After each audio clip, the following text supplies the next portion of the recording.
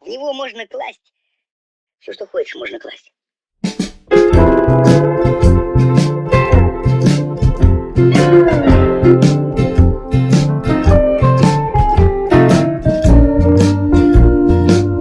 Всем привет, с вами Инна и канал My DIY Life. Сегодня снова моя рубрика «Красота из мусорного ведра» и я буду заниматься декором обувных коробок. Коробки для хранения ведь нужны всегда, но готовые может быть покупать довольно накладно, а обувные коробки – это прекрасный, а главное бесплатный материал. Я хочу показать 3 варианта изготовления контейнеров в винтажном стиле. Наши обувные коробки превратятся в винтажные чемоданчики и железные ящики, а все, что вам для этого нужно, это всего лишь правильно их покрасить. Смотрим! Для первой переделки коробок я решила использовать интересный метод окраски, имитирующий оцинкованную сталь. Вот как это делается. Первым делом нашу коробку нужно загрунтовать. Я использовала обычный художественный грунт. Можно взять белую акриловую краску и смешать с ПВА в соотношении 1 к 1. Кстати, перед тем, как начнете грунтовать и красить, не забудьте подклеить коробочки, если где-то порвана, например, крышка, и по возможности отклейте все наклейки, они будут проступать из-под краски. После того, как грунт хорошо высохнет, красим наши коробки в светло-серый цвет.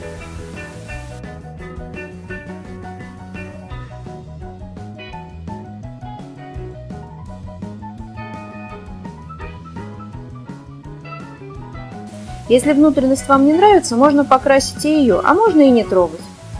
Дальше даем первому слою краски хорошо высохнуть. Теперь начинаем немножко колдовать. Берем краску более темного оттенка серого, разводим водичкой, чтобы она стала пожиже. Также вам понадобятся бумажные салфетки или полотенца. Наносим несколько мазков краски и сразу похлопывающими движениями промакиваем краску салфеткой. Работайте небольшими участками, буквально по несколько мазков, и сразу промакивайте, чтобы граница краски не была видна. Темный оттенок серого при такой технике ляжет неравномерными полупрозрачными пятнышками, имитируя поверхность оцинкованной стали.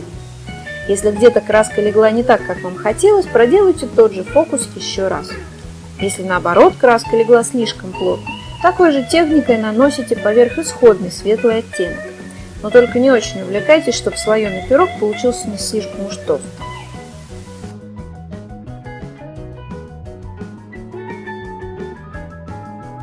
Даем и этому слою хорошо просохнуть. Затем берем серебряную краску. Ее также жидко разводим и точно такой же техникой, похлопывающими движениями, наносим поверх серого. Это даст нам легкий металлический блеск и усилит эффект, как будто стальной поверхности. Благодаря тому, что краску мы разводили водой, получается эффект легкой металлической дымки, но при этом исходные серые оттенки не перекрываются. К сожалению, краска не передает эффект от серебряного покрытия, и последние пару минут кажется, что я делаю какую-то ерунду, невидимую глазом. Вот здесь я попыталась показать, как играет на свету поверхность. Видите, если смотреть под разными углами, видно, что поверхность получилась действительно как будто стальная.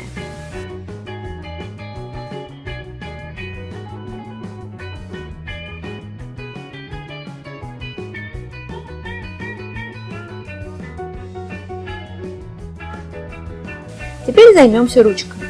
Берем лист обычной бумаги, обводим на ней бок нашей коробки и вырезаем. Складываем листок пополам, отмечая середину. Отмечаем место, где должна быть крышка и отверстие под ручки.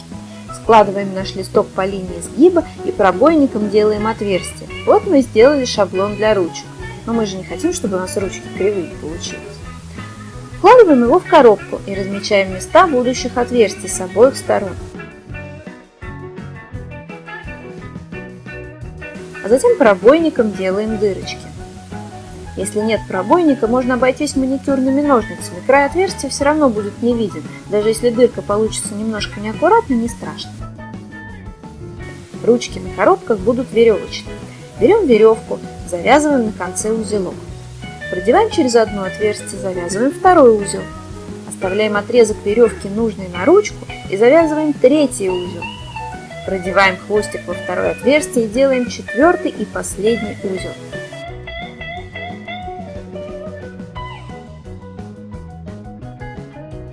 Торчащие хвостики обрезаем. Вот у нас и получилась веревочная ручка. Повторяем все наше узлы вязания со второй стороны коробки.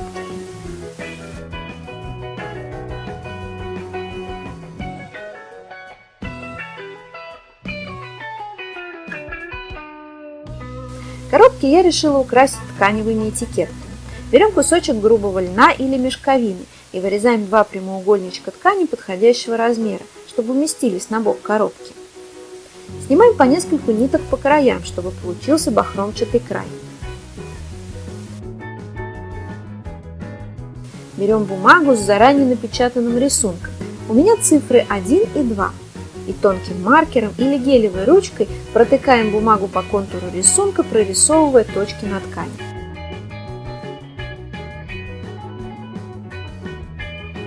Ну а потом соединяем точки, переводя таким нехитрым образом наш мотив на ткань и обводим поярче маркером или краской. Можно и просто нарисовать на ткани, что захотите, но у меня в этом плане руки-крюки, ровно что-то написать или срисовать никогда не получается.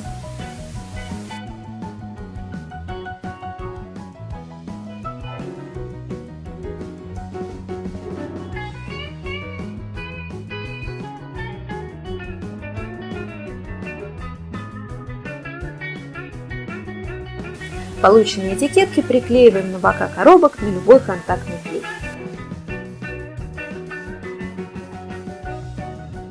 Ну и последнее, что мы сделаем, для пущей достоверности края и уголки коробок кое-где прокрасим губкой рыже-коричневым цветом, слегка прикасаясь к коробке, имитируя ржавчину. Ключевое слово здесь «слегка». Вот теперь наши ящики не отличить от железных.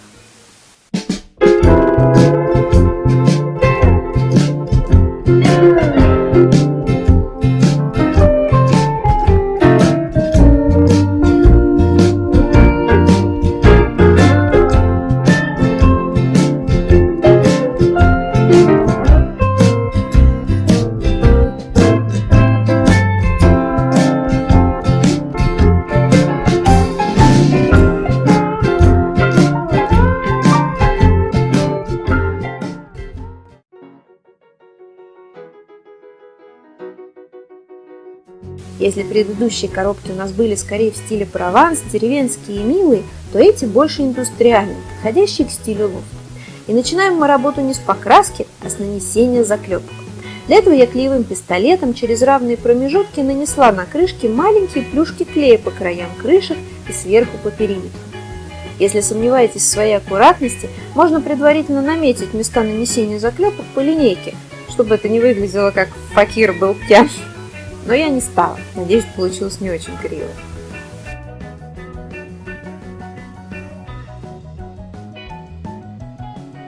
Затем крышки и коробки красим в черный цвет.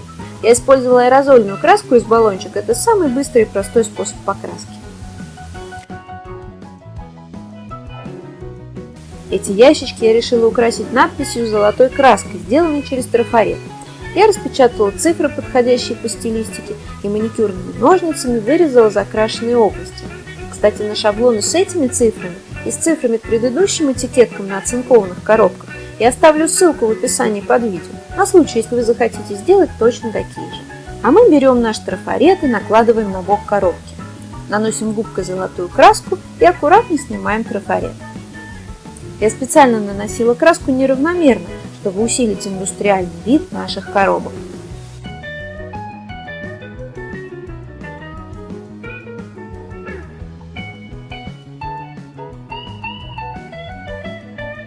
Приклеиваем с изнанки коробки кусочек линейки и прикручиваем на маленькие шурупчики ручки для шкатулок. Также проходимся губкой с рыже-коричневой краской по ручкам, уголкам и краям коробок, создавая рукотворную ржавчину. Очень быстро и просто, но при этом эффективно.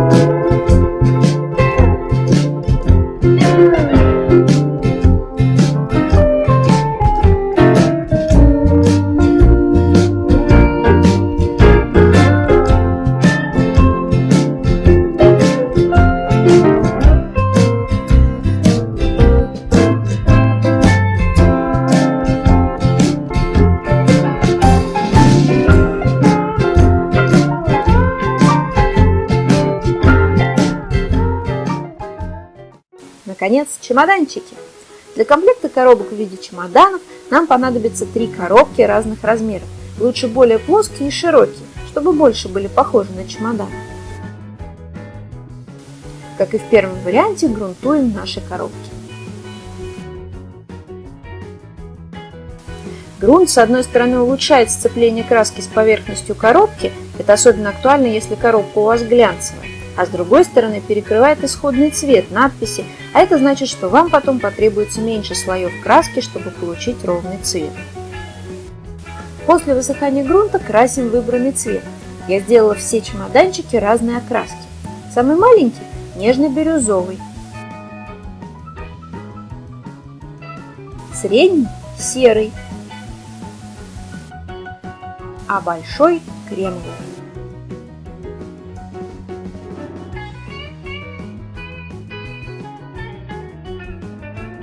Пока наши коробки сохнут, подготовим картинки для декупажа. Можно взять готовый, а я просто распечатала понравившиеся из интернета. Ссылки на них я тоже оставлю под видео. Но бумага для принтера слишком толстая, поэтому с ней придется немножко повозиться. Покрываем наше изображение 2 слоями акрилового лака. Можно также взять клей ПВА или декупажный лак, что есть. Даем хорошо высохнуть. После высыхания переворачиваем наш листок и наклеиваем с обратной стороны скотч.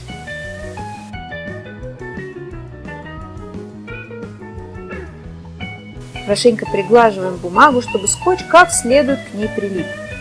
Аккуратно подцепляем уголок и снимаем скотч с верхним слоем бумаги, как шкурку с сардельки.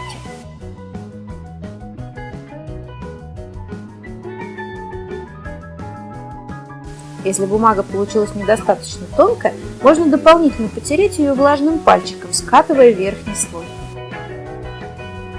Края картинки обрываем, чтобы сделать переход менее заметным. Наклеиваем подготовленные картинки на бока коробок и крышки.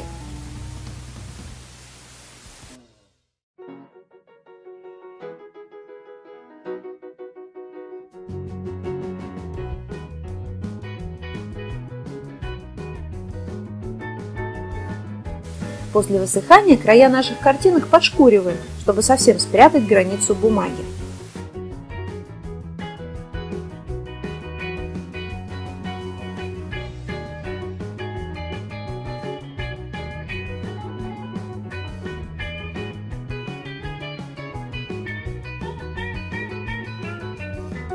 И дальше нам нужно подкрасить наши картинки в цвет фона.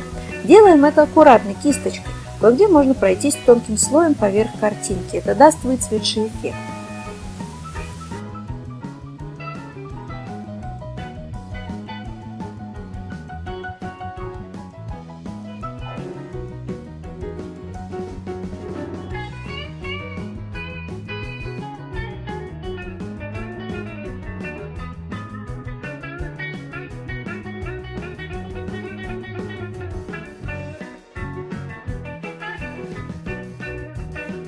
Теперь наши коробки нужно состарить, они же будут винтажные. Для этого проходимся по краям наших коробок шкуркой. Нужно создать эффект старой облупившейся краски, поэтому особое внимание уделяем уголкам и граням коробок. Кое-где нужно потереть фон и на плоских местах, тогда наша краска будет выглядеть старой и вытертой. Не бойтесь стереть всю краску до внутренности картона, так только натуральнее будет выглядеть. Мы же делаем шеби-шик. Шеби значит потертый, вот отрите как следует, вот прям как плиту от пригоревшего кофе оттираете. Еще разок пройдитесь шкуркой по нашим многострадальным картинкам, пусть они тоже будут подстертые кое-где. Итак, наши коробки покрашены, задекупажены и состарены, но на чемоданы они до сих пор мало похожи, надо это исправлять. Украсим наши коробки ремнями, можно их нарисовать. Но я поленилась, чтобы ровно нарисовать, нужно малярным скотчем обклеивать. В общем, решила взять настоящие ленточки. У меня самая простая и дешевая брючная тесьма коричневого цвета. Для крышек понадобится 4 ленточки. Отмеряем их с небольшим запасом и клеим на любой контактный клей. Я клеила на титан.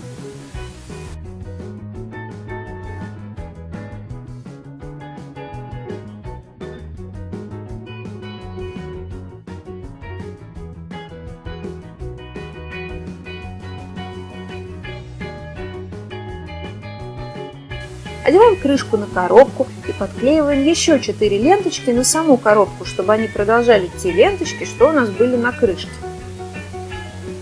Ну, как будто ремни опоясывают всю коробку вместе с крышкой.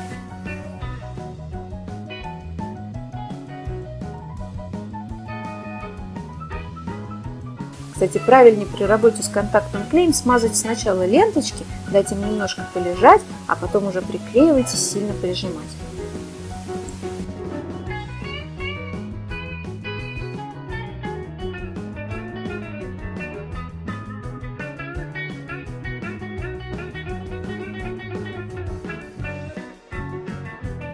Из той же тесьмы вырезаем декоративные хлястики. Нам понадобится по 4 штучки на каждую коробку, чтобы украсить крышку.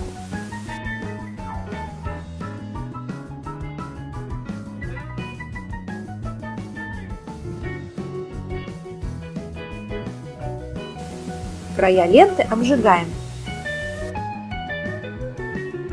Кроме хлястиков, я сделала полосочку на ручку чемодана и пару прямоугольничков на замки. Чемодан без ручки — это же, сами знаете, и нести тяжело. Ну, в общем, без ручки никак. В крайнем случае, опять же, можно нарисовать. Приклеиваем наше украшательство на законное место.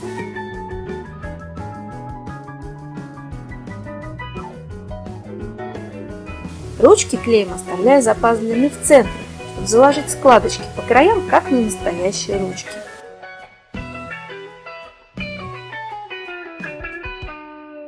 Прямоугольнички для замков я клею чуть выступающими за край крышки. Надеюсь, в процессе эксплуатации не оторвутся. Для пущей достоверности можно нарисовать стежки по краям ленточек перманентным маркером, гелевой ручкой или акрилом тоненькой кисточкой. Кстати, кажется, видела в продаже ленточки с уже нарисованной по краю строчкой. Если найдете, сэкономите массу времени.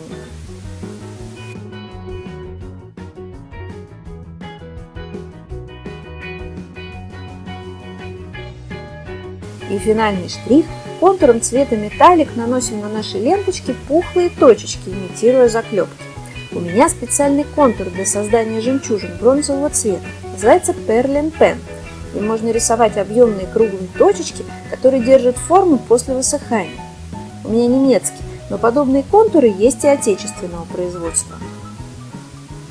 Тут есть маленький нюанс. Делайте псевдозаклепки в несколько заходов, чтобы они подсохли, прежде чем вы повернете поверхность заклепками вертикально, иначе они потекут и круглых плюшечек не получится.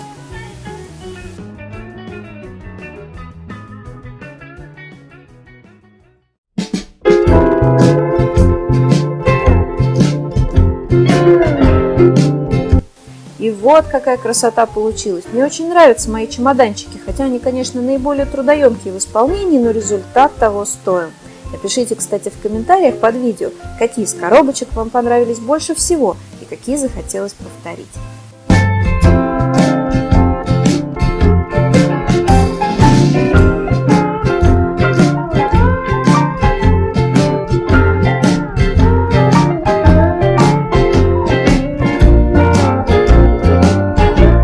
Хочу напомнить, что у меня на канале еще продолжается розыгрыш интерьерного зеркала солнца.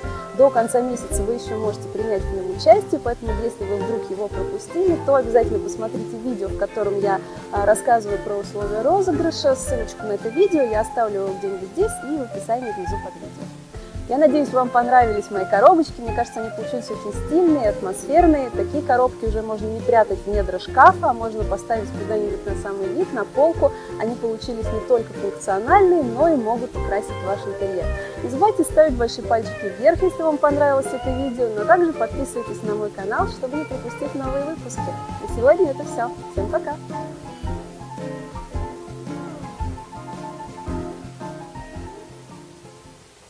Я надеюсь, вам понравились мои коробочки. Мне покажется, они получились очень стильные и атмосферные. А дальше я забыла, что говорить.